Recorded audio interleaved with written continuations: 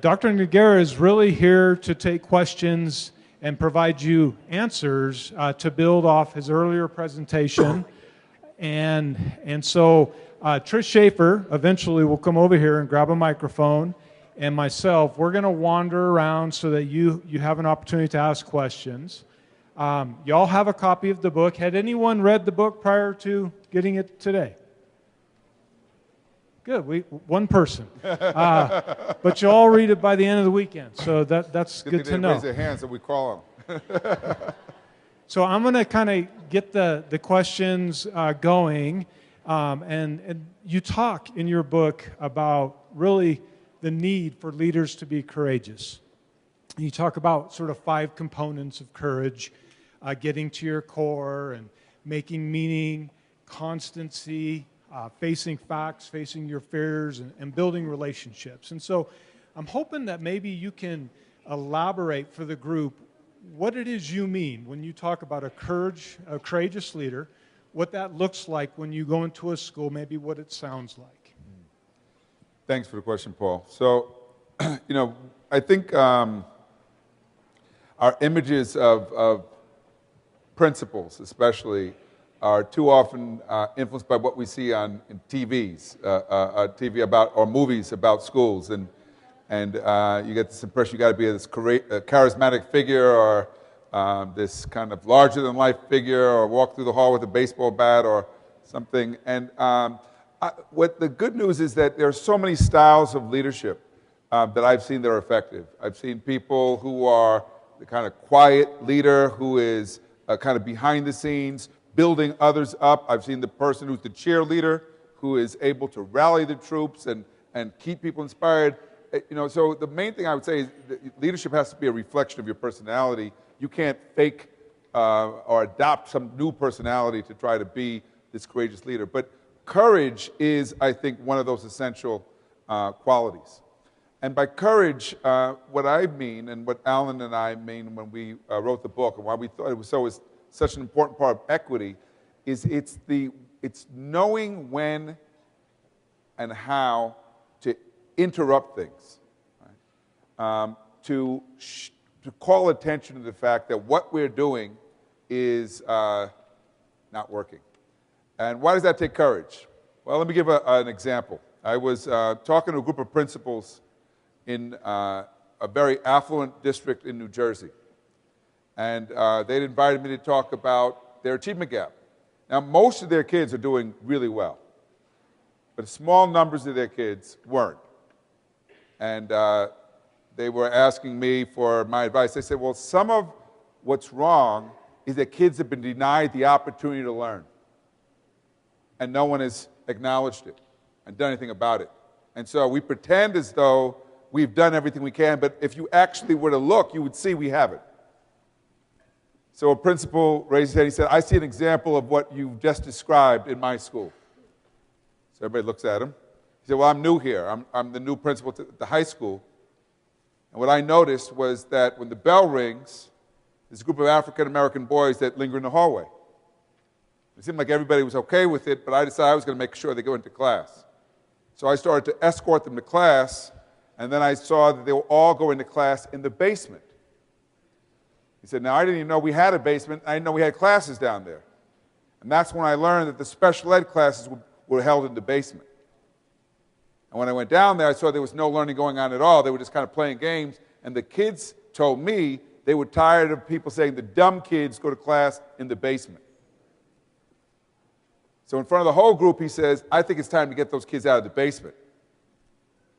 And then people got uncomfortable, because they'd been in the basement for years.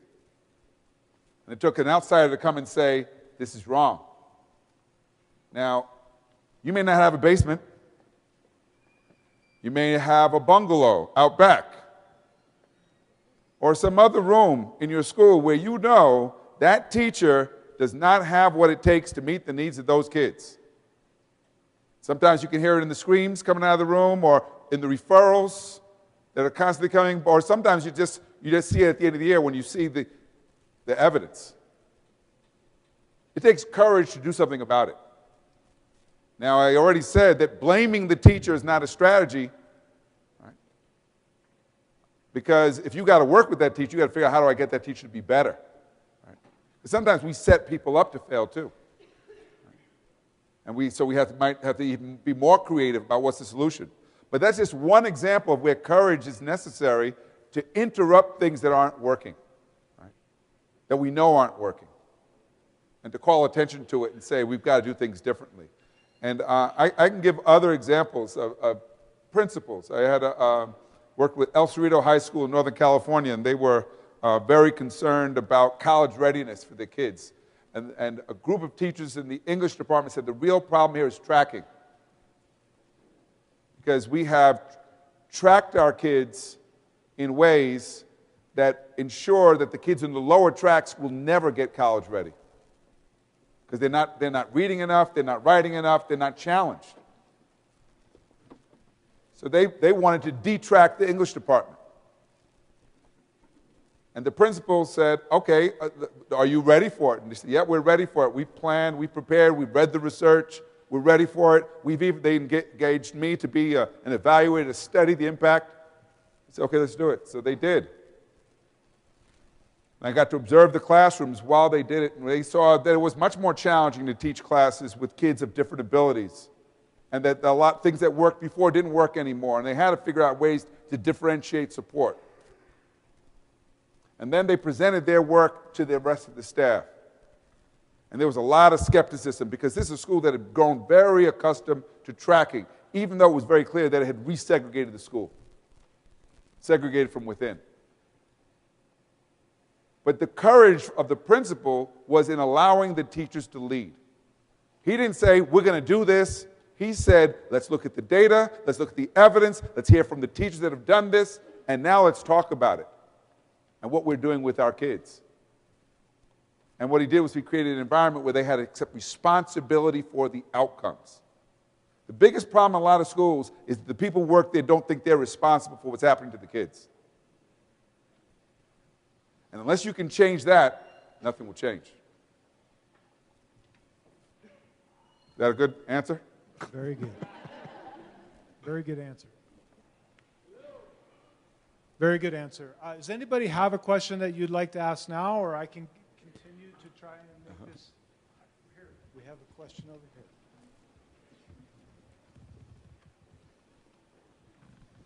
Now I'm nervous. When you said earlier, asking the question of what are you doing to motivate kids rather than what are you teaching kids, or focus less on achievement, focus more on engagement, what are some good answers that you've received when you've asked that of teachers and principals? Well, a lot of times I get a kind of dumb look, puzzled look, like, because they haven't thought about it, right? Like, what are we doing to motivate the kids? Now, I would say that was but then I meet people all the time who have come up with strategies. So I'll give you an example. My son, one of my sons, worked with City Year. Do they have City Year here? No, they're probably in big cities. These are kids, college students, high school students who they do community service projects, part of the AmeriCorps. And so he was working with a middle school in East LA, and he invited me, he said, I want you to come see this school. He says, I've taught a boy how to read and write at this school. I said, you're 19, how do you teach a boy to read and write? You have no skills. He said, well, all I did was play basketball with him because he had no friends. And then he was willing to learn from me. And then he took off. He said, but there are some great teachers here. So he takes me to this one classroom, and it's a math class. And kids are up out of their seats. And they're working in groups. And the teacher's moving amongst them, and she's explaining how she's organized the groups. And it's a 90-minute algebra class. And this is in East LA. Most of the kids, recent immigrants. This is a tough neighborhood. A lot of kids, English learners, high-level math. And so I asked her, I said, why do you organize the classroom like this? She said, because it's developmentally appropriate. These are middle school kids. What's the most important thing to middle school kids? Other kids, right? It's the social interaction. Well, she knows that if she can get these kids interacting around the work, and she deliberately makes sure that people who'll be distracted by other kids are not working together, she can make learning fun. Wow. When learning's fun, what happens? Kids want more. They do more. They become willing participants in their own education. Isn't that what we should be after? Kids who are willing participants in their own education. They're invested as learners. They don't have to be force-fed. They're not just compliant. They want it. That's what we should be cultivating in kids. And that high school, Hollenbeck Middle School, is across the street from Roosevelt. Roosevelt is where Jaime Escalante taught. And those of you who know the story of Stand and Deliver know that Jaime Escalante, 19 years in a row, got his kids to take and pass advanced placement calculus. If you haven't seen the movie, watch it. It's a good one. And the first people to oppose him were his colleagues, who said, these kids can't do that. He said, watch me. He was a crazy Bolivian engineer. He didn't know any better, right? And how did he do it? He did it by challenging them. He did it by pushing them. He did it by cultivating what he called ganas in kids. What are ganas? Ganas, anybody? The want, the desire, the hunger to learn. He got them to work hard. Wow, what a secret. He got them to come in late. Stay late if they had to. Come in on Saturdays. And then he took them to aeronautical labs. He said, this is why you need calculus, so you can get jobs like these. Because he knew he had to change their frame of reference, change their sense of what was possible. And so when he died, a few years ago, there was this great outpouring of former students, many of whom are now professionals because of one teacher. One teacher. And I talked to one of his former students who was a superintendent now in a local district. She said, everything you hear about Escalante was true. He believed in us, he pushed us, he challenged us. She said, he used to come to my soccer games. I said, he came to your game? She said, yeah, but not to cheer me on. He would sit on the sideline and tell me I stink at soccer, go back to math. Right? So he would talk to my parents about why I should not be waiting tables. I should be going to college. Right? One teacher. So when we talk about motivation, what we're talking about is relationships. What we're talking about is helping kids to understand why it matters. I was talking to the young man who I just ran into, who said he saw me on YouTube, Joseph. He said all through school, people told him he wouldn't amount to anything. He was a loser. He said it was only when he was in the military that he got to see what his talents. And then, watching YouTube videos, who watches those beauty? He decided he wanted to get his education. Now, being a father now, and some of it is maturity, too, probably was a factor. But I would say if we spent more time focused on the relationships, focused on understanding who our kids are and how to motivate them, we would end up with classrooms that look very different than we have now.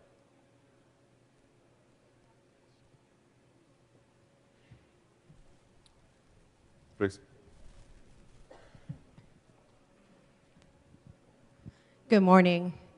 First off, it's awesome to see you because I interviewed you back in my master's program in Ohio. And although you don't remember me, I remember you. You influenced my work. As a change agent administrator from the Midwest and relocating here to Nevada, instituting cultural change is a huge challenge for building administrators. And what we hear most often is time. I don't have time to do this as well as 50 million other things. Can you comment on the process of instituting that culture establishment where we're looking at engagement versus achievement amidst a state that pressures schools to look at data?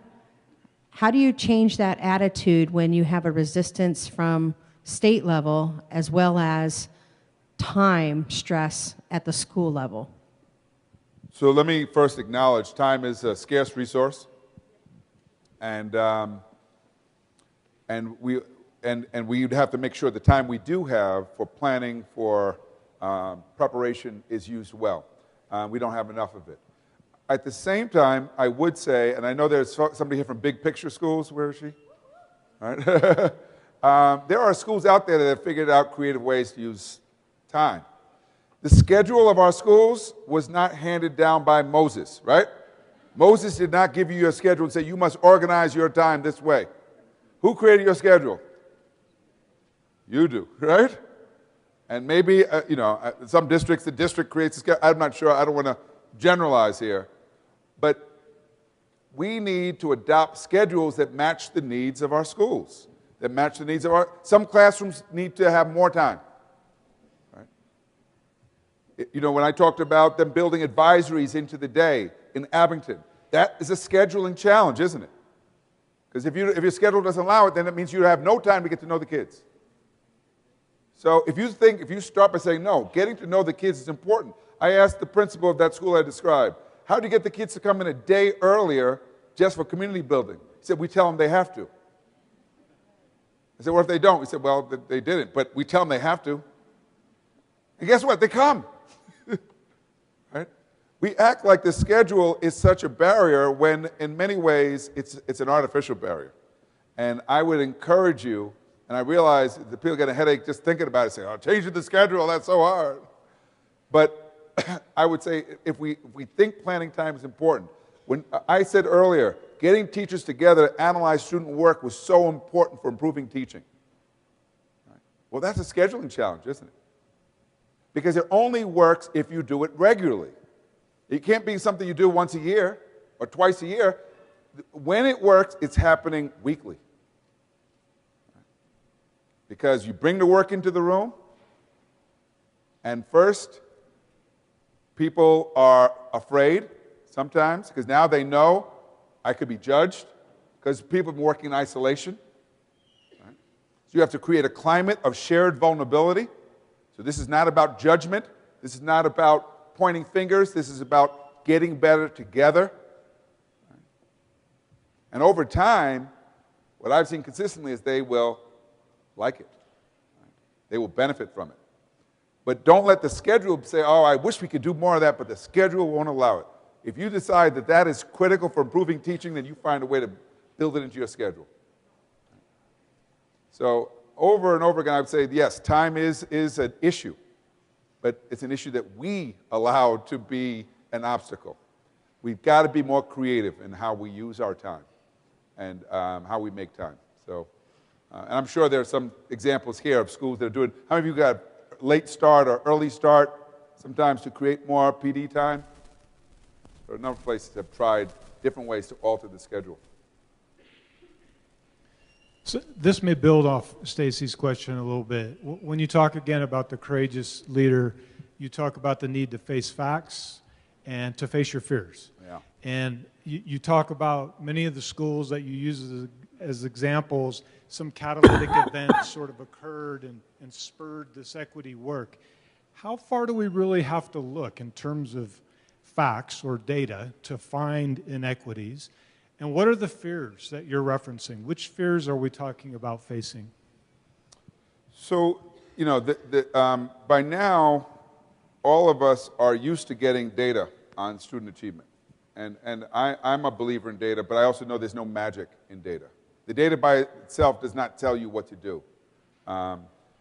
So facing the facts means looking at our data, getting various ways to get a very clear sense of what's going on, right, in our school. Because part of what we've got to do with our staff is get shared ownership of the challenges we face.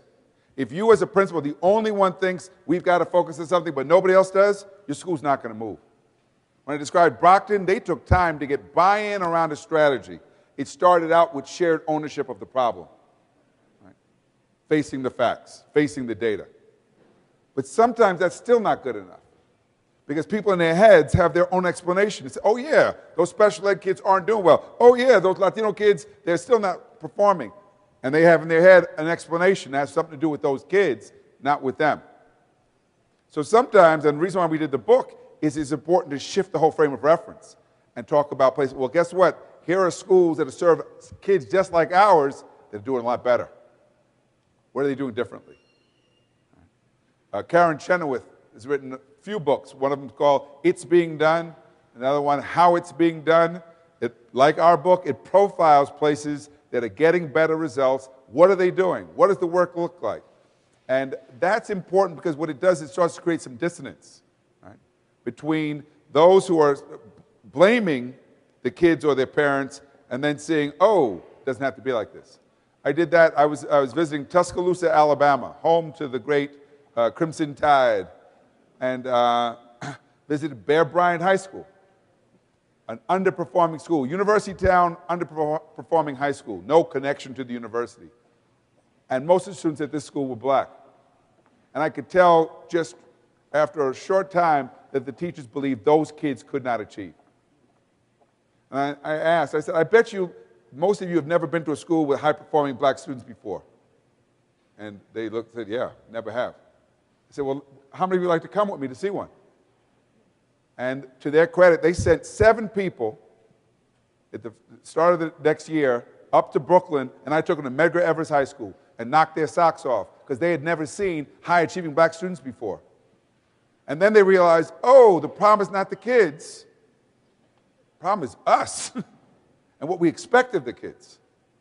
So creating some dissonance around expectations, around possibilities is essential if you're going to move a school, because in their heads, if they're still blaming kids, not a lot is going to change that. Thank you.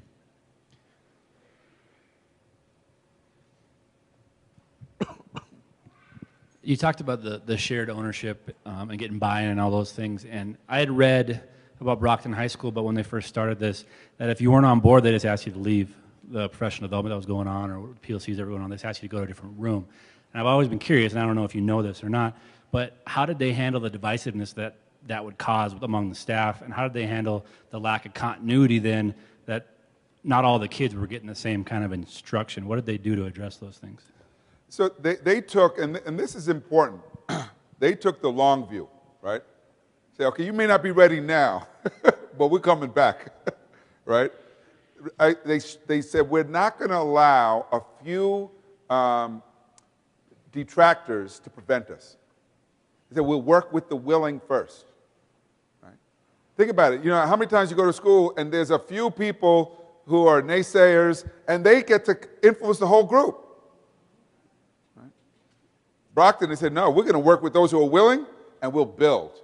And after a while, the naysayers start to feel isolated, like, oh, I'm the only one not doing it here. Right?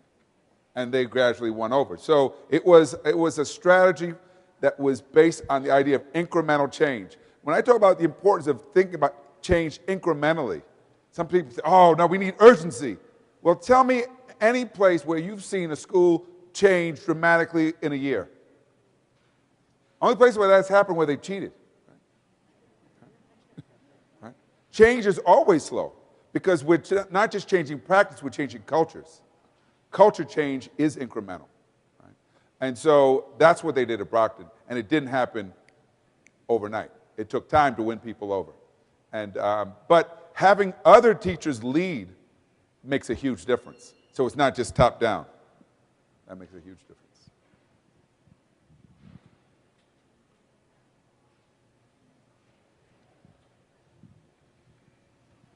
So you talked about, in your presentation this morning, capacity building around content knowledge, pedagogy, and relationships.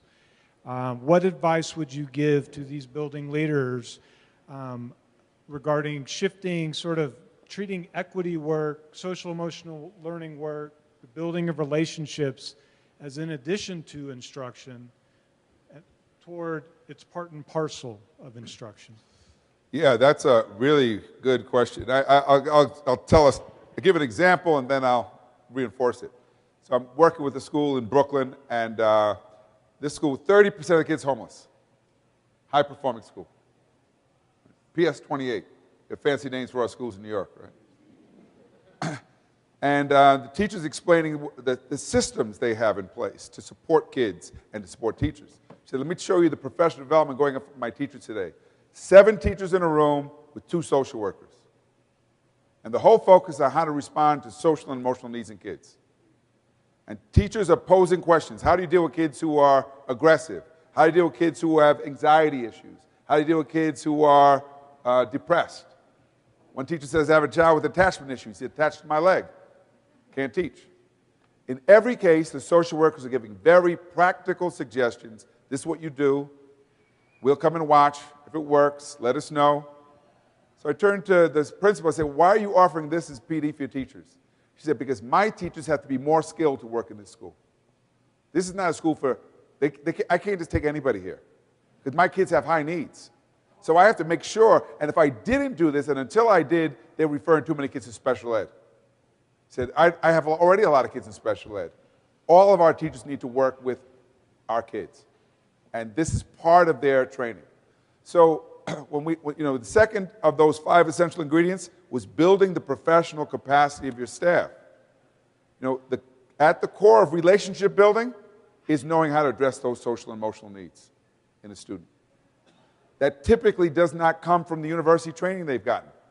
So where are they getting it? Right? And I'll bet you at all of your schools, you've got some teachers that kind of intuitively know how to do this. A lot of times coaches know how to do it, right? Know how to work with kids, get better results from them. Well, those can be people can help others, right? And because some people don't get it, that's actually part of the work too. I always say, how many of you are high school, secondary? The big teaching challenge in secondary schools is teachers confuse teaching with talking. Right? And they think that because they covered it, they taught it. And I say, if there's no evidence of learning, then all you did was talk, right? Because you teach with a focus on evidence of learning, you teach differently. You don't just lecture, right? Which is actually the least effective way to learn things for most kids. So all of this, I think, calls for us to be willing to reflect on how we're doing it and to recognize that these social and emotional, I'm on a commission now that's looking at social and emotional learning, and we're trying to figure out, should we get it adopted as policy? How do we get this thing to stick? And I'm not sure. It just seems so intuitive that, if you're depressed, you don't do as well, right? If you're anxious, you don't do as well. That if we have kids that are doing well academically, but they are unethical and they are bad people, we should still deal with that, right? Because education is not simply about grades. It's about character too. And so understanding that these things are connected, I think, is a critical part of the work, but I think too often we treat it as separate. Oh, we'll need a course on character. No. You can't have a classroom where kids are working together in groups if kids don't know how to respect each other.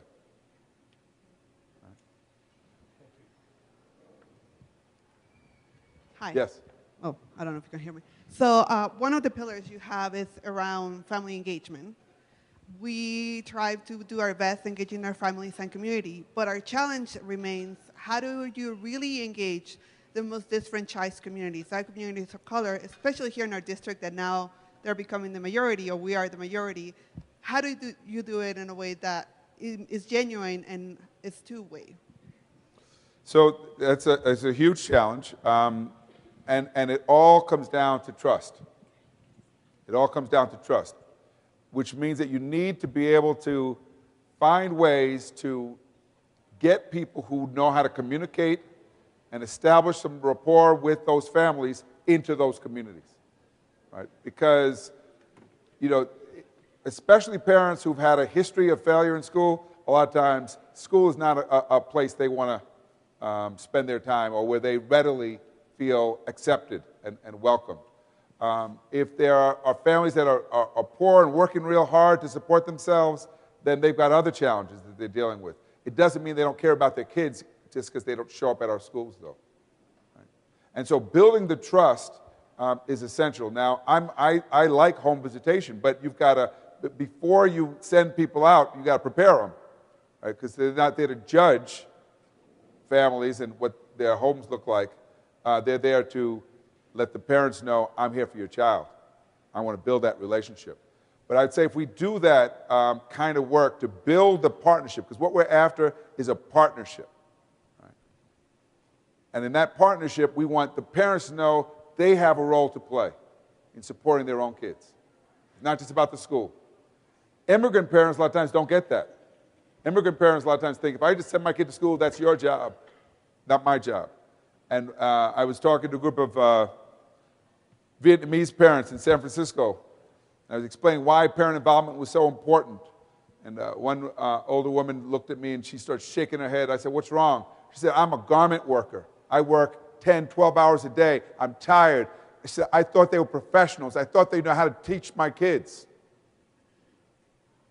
I said, "Well, that's a good point." But sometimes when parents aren't involved, the kids don't get what they need in the way of support. Now, that's sad to say, isn't it? Right? But it's true. Right? Sometimes when the parents aren't involved, the kids aren't getting what they need. And so a partnership is based on a recognition that we have shared interests. Right? The shared interests are the children, the welfare, the well-being, the success of the kids. Parents want that. We want that. But getting there might take some work. Getting there might take some difficult conversations. Because sometimes parents are doing things that undermine their own kids. Right? Letting them watch too much TV, letting them stay up too late at night, not setting real limits for them. Right? You can have conversations with parents about those issues if they trust you. If they know you really care about their kids, we can talk about parenting. If they don't trust you and you start judging them on how good a parent they are, that usually doesn't go well. That doesn't build the kind of partnership we're after. So what we're after, and James Coleman wrote about this. Why do parochial schools get better results than public schools when you control for income and demographics? What he found consistently, trust. Trust is the variable. So how do we get more trust with our parents? Too many schools, the only time the parents hear from us is when there's a problem. Call and let them know what your kid didn't do. Well, that's not exactly the way to build a relationship. So I could talk about this for a long time, but I often say that so many schools, working with parents is an afterthought. Thing they think about the least. And I said over 50% of achievement is influenced by parents. So if you're serious about achievement, then you've got to be serious about building that partnership. Yes. Teaching's a 24/7 job, and one of the things that I believe in building equity with students, but how do you have examples of how to support the teachers so that they feel like they're giving just time to their job as well as their families? No, I think that's a very, very important point. And people in leadership, I talked about morale earlier, right? I've never seen a high-performance school with low morale. Well, what leads to high morale? Right? High morale is a product of, first of all, knowing that I'm part of a team, that we support each other, right? It's knowing that the people in charge recognize me, acknowledge me, they see me, they appreciate me. I had a principal say, "It's amazing what I can get from a teacher with a Snickers bar and a note." Right? And is it really about the Snickers bar? It's about acknowledgement. Thank you. I saw you working hard with those kids. I appreciate you. Right? So small things go a long way.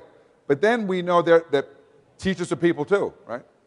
And sometimes we have life circumstances. We've got a sick spouse. We are going through a divorce. Our car broke down. We have all kinds of stuff that affects our ability to do our job.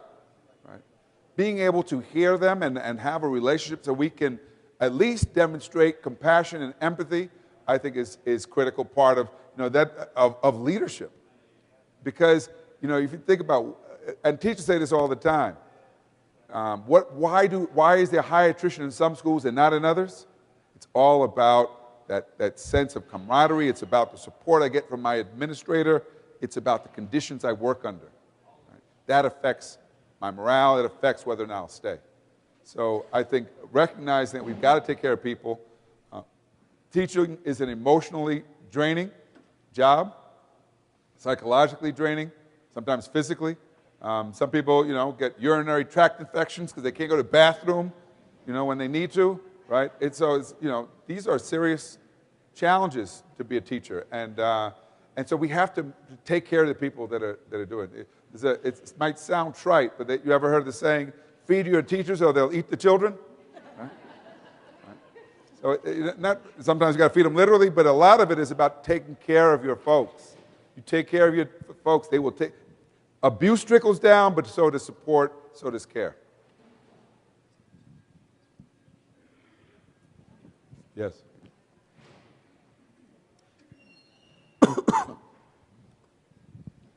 So student discipline, attendance, big barriers for kids at risk and students who may not trust adults. So oftentimes I think administrators get caught in between the staff wanting no disruptions in the classroom, and then the administrators may be trying to build culture with their students. So can you talk a little bit about that balance? Because I think it's super key that students feel like it's their school. And I think I like the way you put it, that a lot of times teachers are looking at the issue differently than the administrators are, right? And what we know is you got to get everybody kind of on the same page. What are our expectations? How do we work with kids? And anybody's worked with kids know, and sometimes they don't do what we want, right? Sometimes they make bad decisions. Sometimes they act up. Anybody's been a parent knows that that happens, right? So I just came back from New Zealand. And New Zealand, some people may not know this, is where restorative practices came from. Right? A number of American schools now are embracing this as a discipline strategy. But what they don't understand is the origins of it. And part of what's happening, what I see, is many schools see restorative practices as a new technique of discipline, right? And not as a culture change, right? It's really a culture change because when you have to have something to restore them to, right? It is still about holding people responsible for the behavior, but everybody's responsible. Teacher, child, administrators. And so part of it is, to do this work well, I think, is getting clear. What are our expectations, right? And what do we do when we don't live up to the expectations? I think part of what I see in so many schools is we have very traditional approaches to discipline. And we think if we don't suspend, then we are coddling the student, right? As if sending them home to watch TV is a great cure, right, for their behavior problem, right?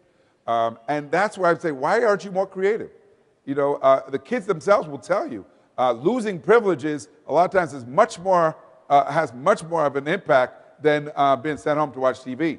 You know, Saturday school, lunch, doing your work instead of with your friends. I mean, getting creative, community service, because every discipline event is also an educational event. What's the lesson the child has to learn?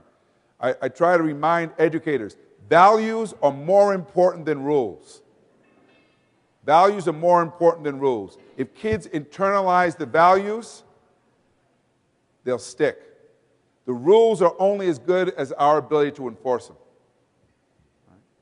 See, Lawrence Kohlberg wrote about moral development of children. He says the goal of discipline is not to teach kids to avoid punishment. It's to teach kids to do what's right even when adults aren't around. Right? So we're trying to build character. We're trying to build ethics. So we have to teach honesty. We have to teach empathy, kindness, respect. Right? Not simply have lots of rules up of all the things you can't do. Right? What are we trying to instill? And so if we get our teachers on board that they're trying to instill those things too, then if a child acts out in class, the response is an apology to that teacher, an apology to the class, because you affected the whole class. Right? It's not good enough to just send you home and then come back and do the same thing again. Right? I mean, you know, in so many schools we're punishing the same kids over and over again, and no one has come to the conclusion this ain't working, right? Even though the data is showing you it's not working. So I would say getting more creative, doing the culture work, the relationship work, and getting everybody on the same page about expectations is an essential part of changing discipline, changing culture. I'll give you one more story. I had a brand new principal come to me. She was in New York, and she came out of the Leadership Academy. This is run by General Electric, a kind of corporate model to principal training. And she said, I need to see you because I need help. She said, my kids are having food fights every day. They're throwing food in the cafeteria. And I don't know what to do. I have a teacher at every table now, and they're still throwing the food. So I said, well, why did you come to me? She said, well, I'm afraid that if I tell my supervisor that I'm going to be written up, and I just got started, so you can't even run lunch, you can't be a principal, right? She said, so I thought maybe you could help me. I said, I can help you. So what do? I take her to another middle school in the same neighborhood where they never have food fights. Except in this middle school, kids don't eat prison style the way most schools do. They eat family style. Now think about it for a moment. How do your kids do lunch? In most schools, you get your tray, right? And then you go look for a place to sit, right? Hopefully they give you some room. And you eat as quickly as possible so you can get outside or wherever, right? And you leave a huge mess, right? Prison style. At this school I took her to, one kid gets the salad and brings it to the table. Another kid gets the pasta. They pass it around like a family. They clean up their mess at the end. Principal came, she was shocked. She couldn't believe the kids could do it. Same neighborhood, but they eat in family style. She was so impressed she didn't want to leave to go back. I said, no, we got to go back to your school, right? What's the difference? The culture of the school. Right? Now, kids have to be taught to do that, right? It doesn't just happen, right? We say, oh, we're going to do family style. Right? They have to be taught. But she was at a point where she literally thought, how do I stop food fights? Do I got to get a guard in here? Do I have to threaten to arrest them? Right? Because she could not even imagine that it could be done differently. So part of what we have to do is shift people's thinking about what's possible, right? So they can understand that a lot of what we've set up actually contributes to the problems we're saying we're trying to alleviate. Right? And we want an environment where kids take responsibility for themselves and for others, for how they conduct themselves. That's what we're after. So we have to create conditions that allow that to occur.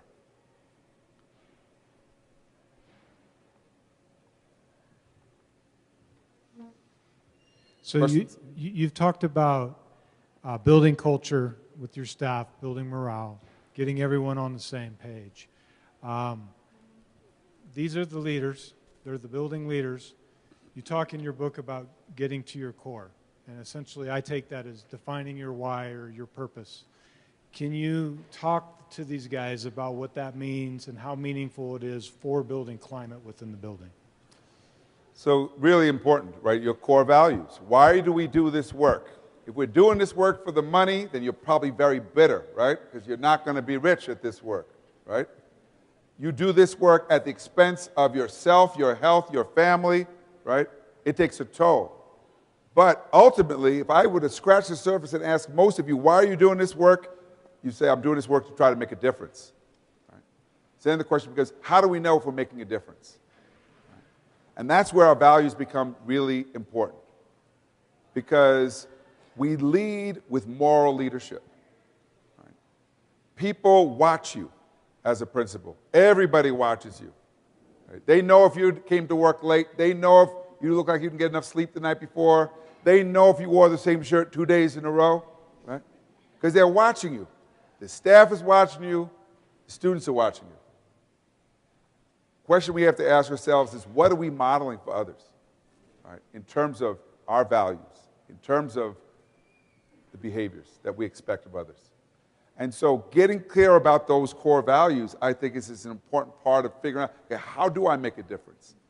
It means moving away from a compliance focus. Right? Ron Heifetz, in his book, Leadership on the Line, talks about the difference between technical work and adaptive work.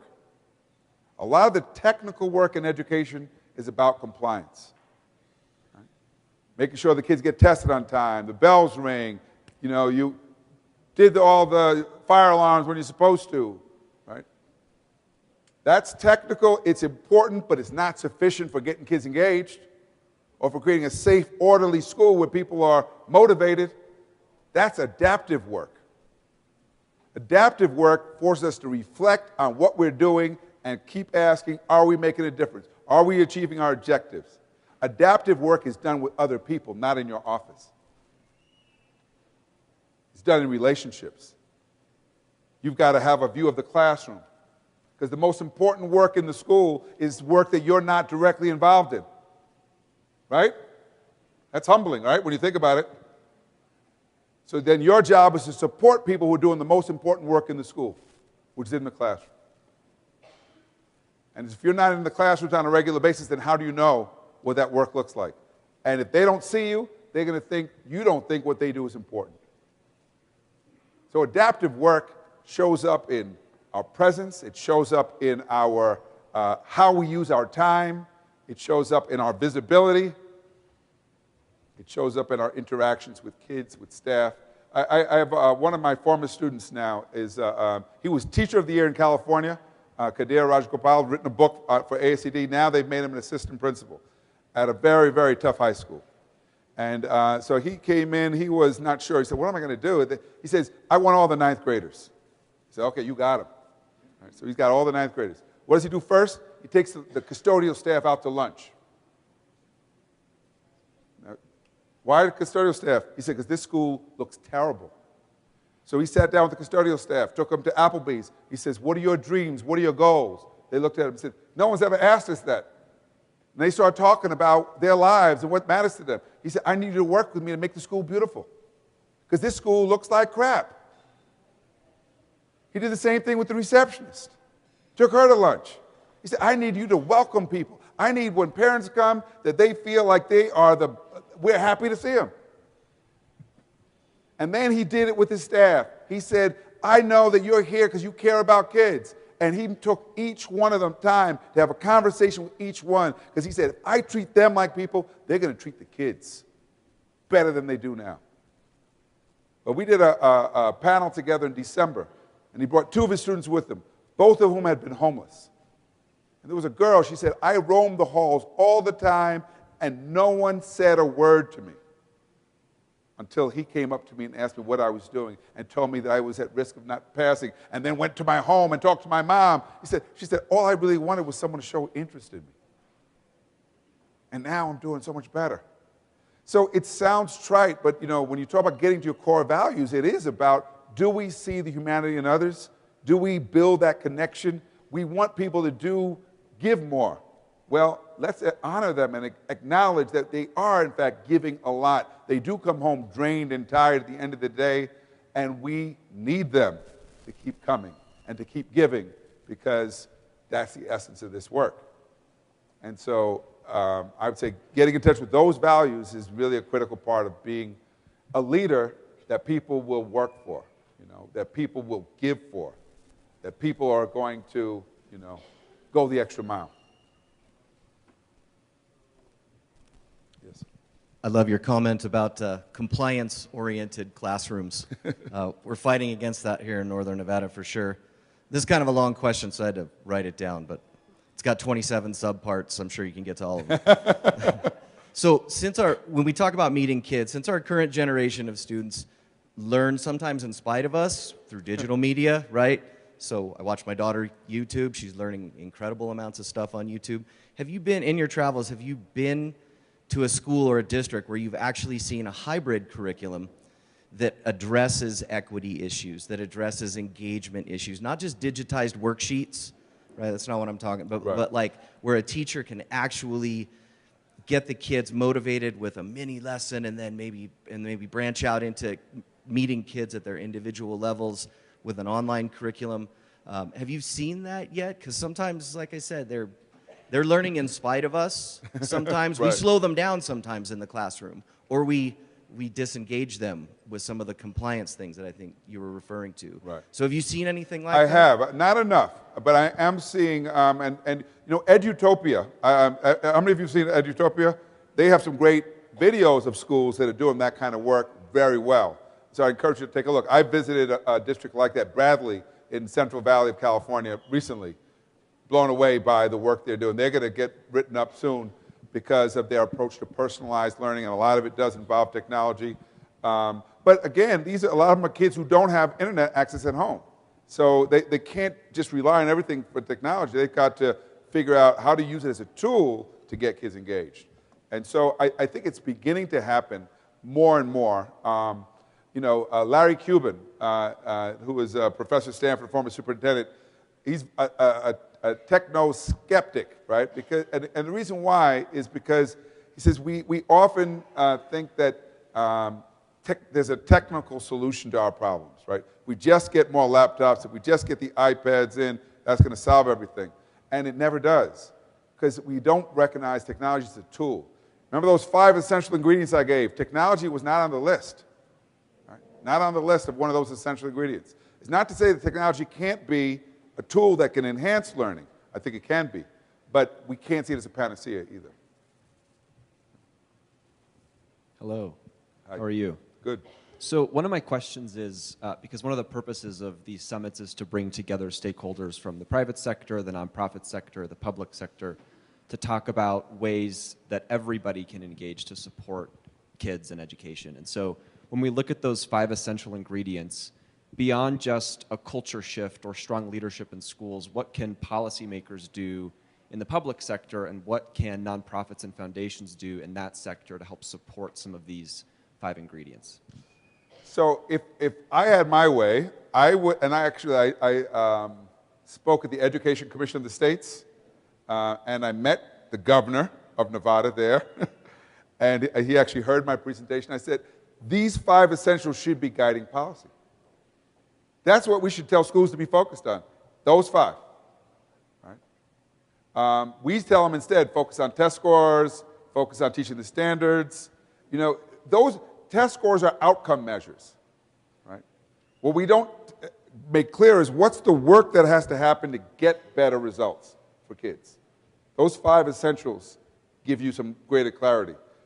It comes from a book, Organizing Schools for Improvement, by Anthony Bryk and a bunch of his colleagues, if you want to get more on it. But I would say that's Organizing Schools for Improvement by Anthony Bryk, B-R-Y-K-E. And because what that does is it gets us focused on things that matter. And so I think if policy was aligned that way, it would help.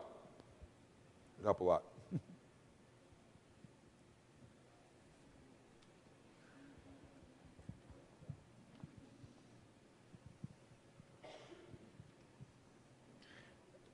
Okay, I'll ask another question since I don't see any hands. This is I want to preface it by saying this is not a political question. That means it's a political question. There's been a variety of national issues that we've all faced this year. Charlottesville, DACA, NFL protests, mass shootings. That lands on our schools. And I'd like you to talk about that a little bit. It lands on our students. It lands on their families. And that comes into the school. Sometimes I feel as if we expect educators to park everything at the door when they walk through. And they can't do that, but neither can our students. That's right. So how do we grapple with these kinds of national issues that affect our students within our classrooms? Great question. And one I think about and have written about recently too. And these are challenging times. But I want to take us back again. Remember that one of the arguments for public education was that it was essential for democracy. Right? That is, you can't have a democratic society where you give people the right to vote if they're uneducated. Otherwise, they'll make stupid choices, right? So that means the democratic purpose of education can never get lost, right?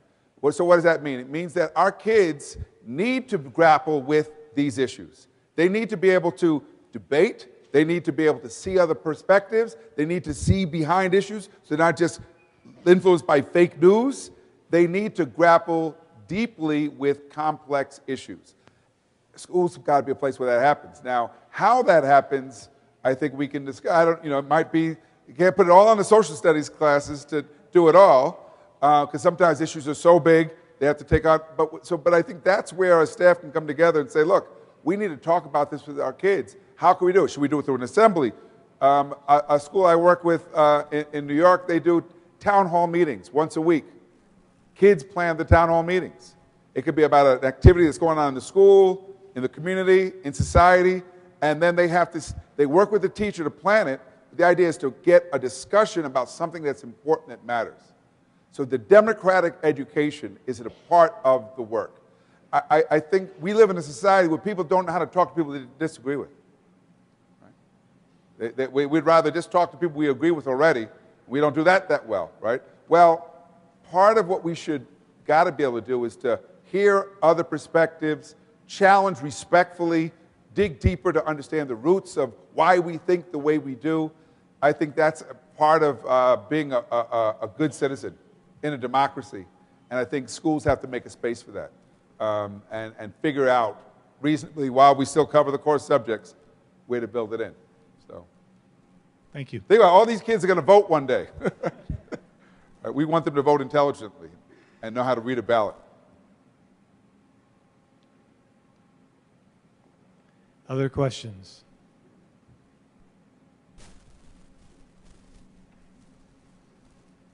Oh, geez. All right, here we go. There's a couple over here. Thank you, Taylor. And there's one at the back table, too, back there. So I'm listening. I heard a couple of mentions of districts that are moving forward with this adaptive work. And I think one of my biggest wonderings is when you say a district is moving in that direction and they're about to get recognized, that means that a lot of their schools or the majority of their schools are doing the adaptive work that's necessary, right? So that means that they haven't defaulted. So how does a district not fall back to default every time we have conversations like this and we acknowledge the adaptive work that needs to be done around equity? How does a district not fall back to default and move into that place of excellence? Yeah. So I think the key is to not be afraid to empower principals, and principals can't be afraid of empowering their teachers, and the teachers can't be afraid of empowering their kids, right, as learners. Right? That is, and what does that mean to empower? It means to, give them the ability to make decisions, to reflect on their work and figure out what's the best way to get this work done, to move beyond compliance, to be creative in how they approach the task of leading a school. We want the teachers to do the same thing, right? And sometimes it means taking a risk. Now, we don't want, keep the risk within some parameters, right? But we want them to, what makes teaching worthwhile? It's when you remember it is creative work too. It's intellectual work. It's not just about covering the material. It's about bringing the material to life, right? What makes the job of a principal worthwhile and exciting? It's about knowing that you are responsible for all these people in this building and that you can, in fact, help them to achieve something greater through your leadership. And so I would say it's, when I see districts that are making this kind of change around equity and it's through adaptive work, I see leaders who are willing and able to empower people around them. I mentioned Amy Sickle, Superintendent of Abington. That's what she's known for. That's why, I'm not a Patriot fan, okay? I don't know. But Bill Belichick is a good coach. He's got to be. They keep getting to the Super Bowl, right? That's why other teams get their assistant coaches from the Patriots, right? Because they know what they're doing over there, right? So, same thing is true in schools. People who have been empowered as leaders are going to be in a position to lead someplace else. If you're in a culture where you're second guessed all the time and you're afraid to make decisions, that's not put you in a place to lead eventually. So I've been talking to the media about, both New York and LA have openings now for superintendents. Chicago too now? The last one went to jail, so I guess that's, but these are big, complex systems. So I've said, what kind of leader do you need? I said, you need, first of all, a leader who can see the system and a leader who knows how to empower people around them, right? So that you can because these systems are too big to think one person's going to run it. Your schools are too big to think one person can run it all, right? But we need to be organized around a common vision. We have one last question over here.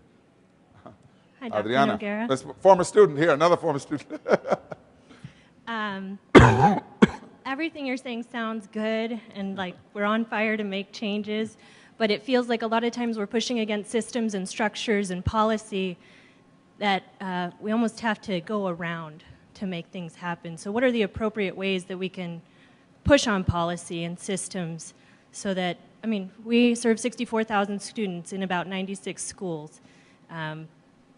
I feel the work we really need to do is not up to any one person or any one building, but larger than that, as far as the state of Nevada and the country goes. So how can we be agents of change on that bigger level? So good question. You know, a lot of times I get to speak to school board members, and I try to remind them that, you know, there are more school board people are more likely to know who their school board leader is, member is than their state legislator. Right? But the state legislature has a lot of power over budgets. We've got to be engaged politically, because education is political, and making sure that the issues that matter are being heard. It should not be that we're in a constant battle for scarce resources. I'm in California, where we have allowed class size to get to 38, 40 kids in a classroom. It's ridiculous. This is not the environment that we should be educating kids under. But that comes from years of neglecting the schools, because we treated education as a secondary issue, not as an issue that's vital to our future. So I think as educators, you got to be emissaries to the public about what's at stake, why it matters. You know, I've done it many times, but I refuse to do it anymore. Lobbying legislatures to be is a waste of time, right?